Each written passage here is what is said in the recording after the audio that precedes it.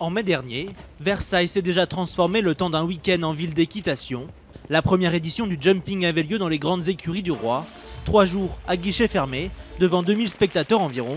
Une répétition grandeur nature. Pendant les JO, Versailles doit accueillir les épreuves équestres dans un cadre encore plus grandiose, le parc du château.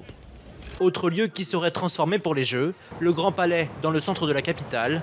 Il accueillerait l'escrime et le taekwondo. Plusieurs événements sportifs ont déjà eu lieu sous la plus grande verrière d'Europe, notamment le saut Hermès, chaque année depuis 2010.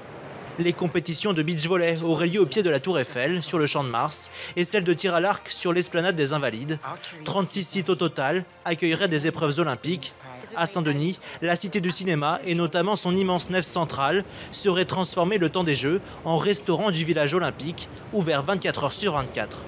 On utilisera l'ensemble des patios autour de cette nef pour pouvoir la distribution des repas, et les athlètes vont revenir derrière pour pouvoir déjeuner, dîner dans ce fantastique endroit.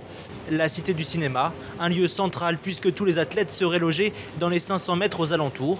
Les 9 studios de cinéma seront aussi transformés.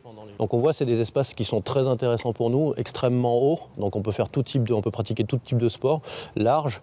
On prévoit ici, par exemple, d'avoir 2 terrains de basketball. 95% des sites qui accueilleraient les Jeux à Paris en 2024 sont déjà existants ou seront temporaires.